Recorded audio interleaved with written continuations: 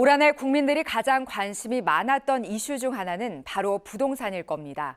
대통령이 직접 집값을 안정화하겠다며 약속했지만 집값과 전셋값 상승은 계속됐고 불안감을 느낀 20, 30대까지 영혼을 끌어모은 대출로 주택시장에 뛰어들기도 했습니다. OBS가 창사 13주년을 맞아 현 정부의 경제정책과 부동산 관련 여론조사를 실시했습니다.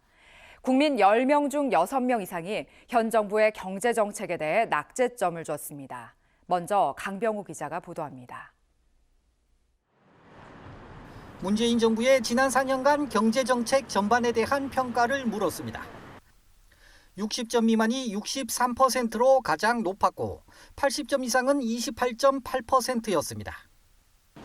60점 미만이라고 답한 연령대 중 30대와 70대 이상이 각각 74.6%로 가장 높았고 80점 이상은 40대와 50대가 높았습니다.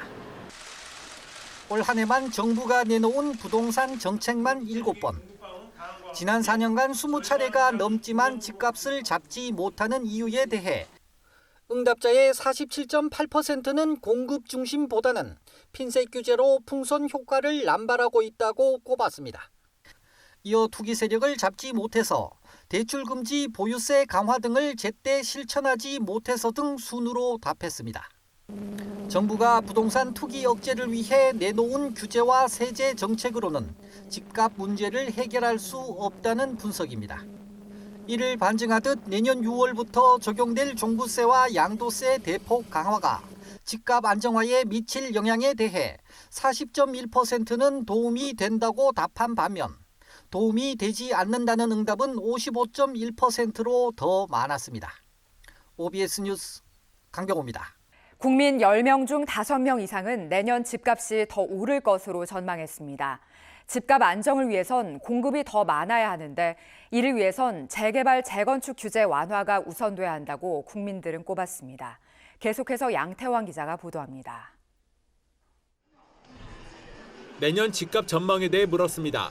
오를 것이라는 응답은 58.3%, 내릴 것이라는 응답은 16.1%였고 변화가 없을 것이라는 응답은 22.8%였습니다.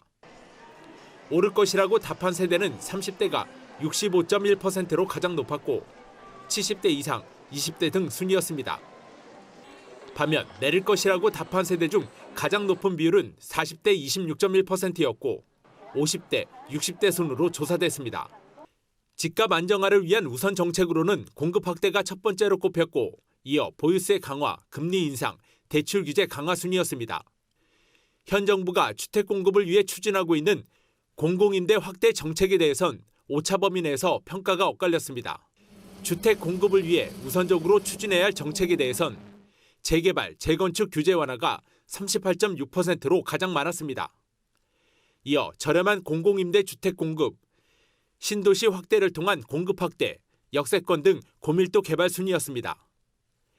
이번 여론조사는 OBS가 미디어 리서치에 의뢰해 지난 22일 전국 18세 이상 남녀 500명을 대상으로 진행했으며 표본 오차는 95% 신뢰 수준의 플러스 마이너스 4.38%포인트입니다.